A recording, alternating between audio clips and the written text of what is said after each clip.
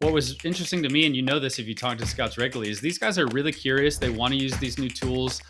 They're not against data by and large. All right, Carlos, great article on the 2020 redraft. It was a weird year, of course. That was right in the thick of the pandemic. We went from 40 rounds. I remember when I was like, oh, they're going to cut the draft. Okay, that makes sense. Down to five Yeah. rounds, which of course opens up the opportunity for undrafted guys to thrive, which I noticed Cade Smith in there, which was awesome for me to see. But anyway, first off, just give us how you put this together and some standout moments from it.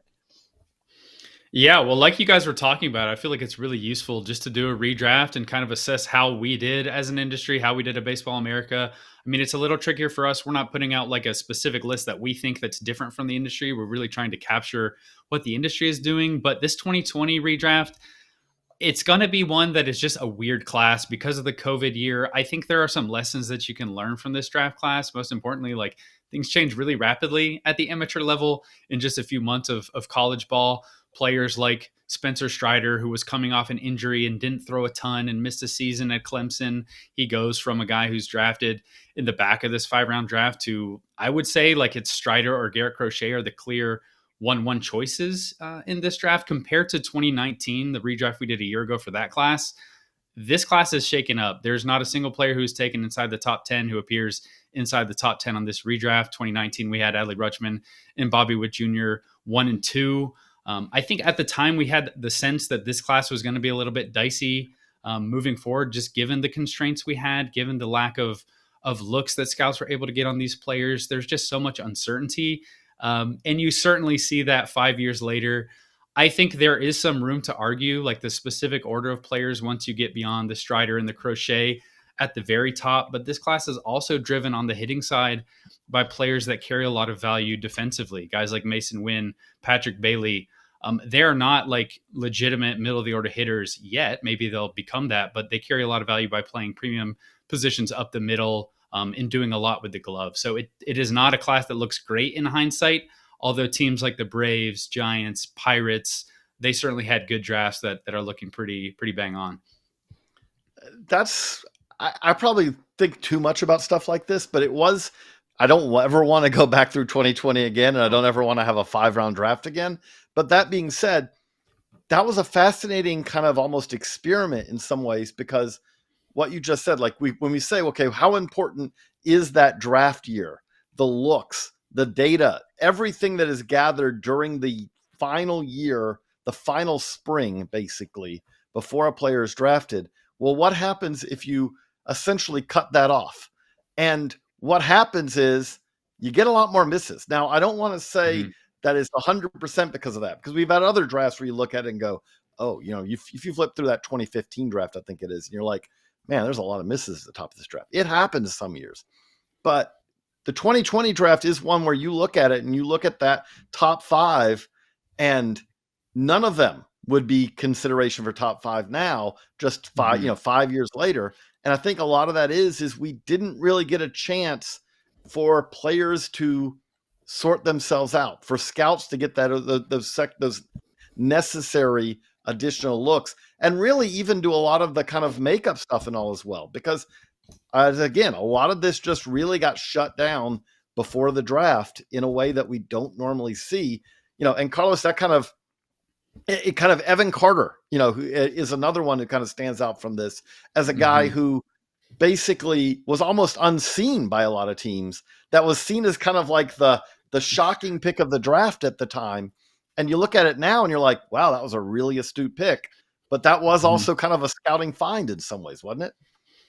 100% it was. I remember at the time the Rangers had a draft that really confused a lot of scouts, a lot of different teams at the time, because Evan Carter was the shocking pick. He was kind of the big surprise, but really that entire draft class, I got a lot of feedback immediately after the fact. It was like, yeah, they really kind of went off the board this year. And I think the Rangers really, they're proud of the fact that they're not really going based on the consensus. I mean, none of the teams really are doing it that way, but they very much value the looks that their scouts have. They felt really confident in the looks they got, specifically on Evan Carter, who is not a high profile name. He's not a guy that we had in the BA 500. That was a miss. We would have loved to have him.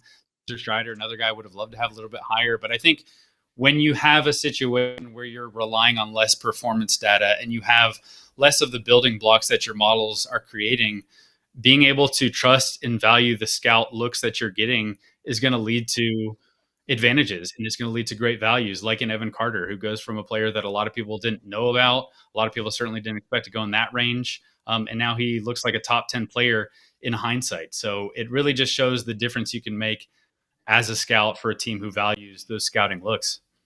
It is everything. Okay. That's why Baseball America exists. It is everything. If Evan Carter doesn't get picked by the Rangers there and everyone's giving crap for it, they might not win the World Series. And there's also in your top 30, the Orioles got Mayo, Kerstad, right? I know obviously, in the redraft it's Crochet, but also Westberg's in that top 30 for the Dodgers.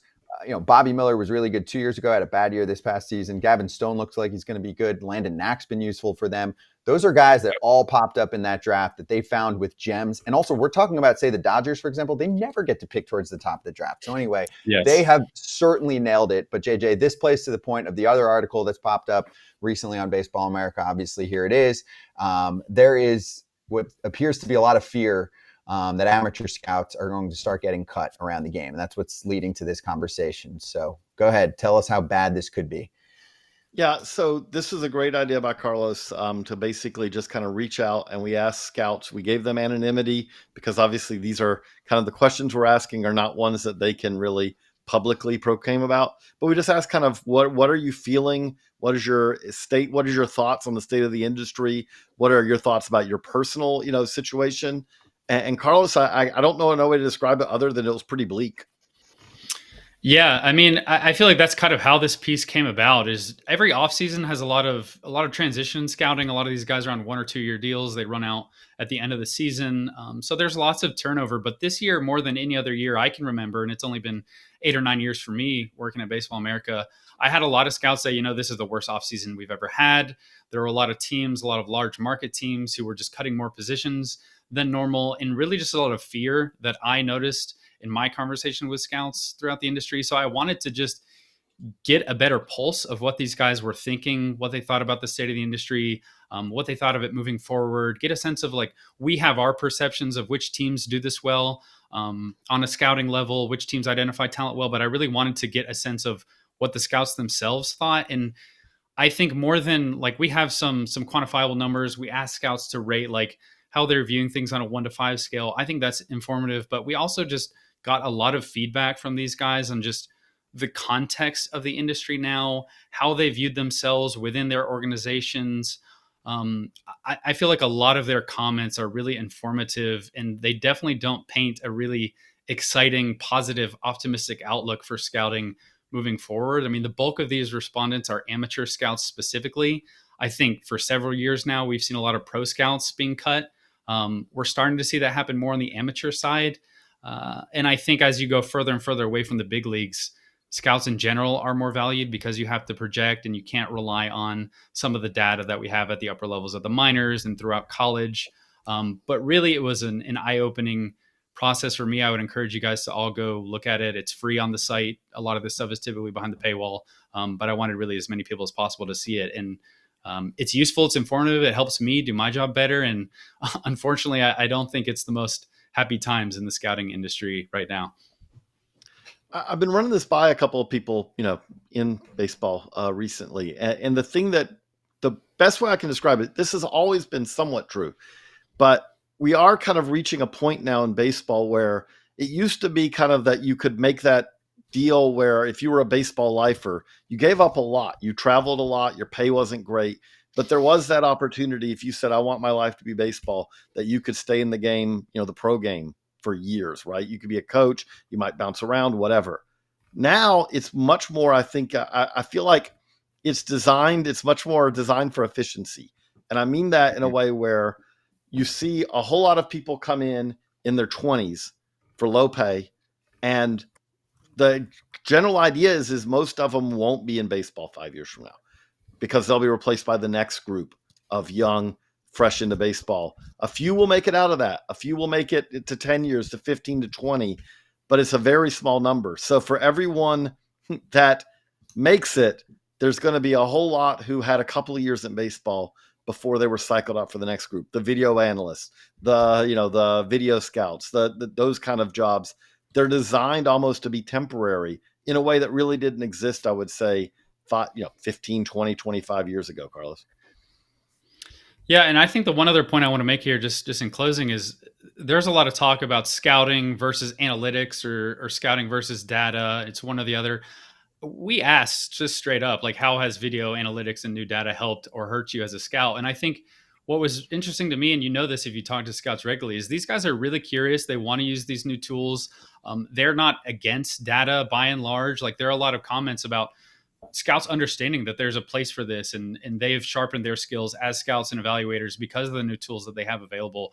And I think you see in the results that the teams that are using both, that are finding ways to value the humans that are working for their teams and value their opinions and their expertise that's been developed over years and years alongside all this new data and tech, you can do both. And I think the solution for most teams who have success is to do both. Organizations like the Dodgers and the Padres and the Rays came out really well in terms of like how our scouts who participated in this survey saw them. And it's only 27 scouts who participated, so it's not like a study canvassing every single scout, but I do think it does create a useful picture of scouts. And even the older veteran scouts, like a lot of these guys are really excited to learn and they're excited using these new tools. So just because you're an older scout who's been around the block does not mean you're anti-data, anti-analytics. You can do both. A lot of these guys want to do both. I think they just want to feel valued in their jobs. I'll sum it up here in my mind, because I obviously really like to follow the business side of baseball and what ownership groups do. This will be a very easy way for some of the smarter owners in baseball, whether it's a big market team, a small market team, big spender or not, to say, you know what, we're not going to go with the rest of the pack here. We're going to make sure we have this advantage, because this whole department in general does not really cost much in the grand scheme of baseball. And if it makes one difference on one player for us, it can change the entire complexion of our franchise. And we know it will do that. It will do much more gain than it will hurt if we're just relying on video and stats and data tools. So something to keep in mind. Some teams will go against the grain and they will thrive. That is a guarantee. That's a lock. So anyway, it's not the end of this combo. Make sure you check out, like Carlos said, that article on Baseball America.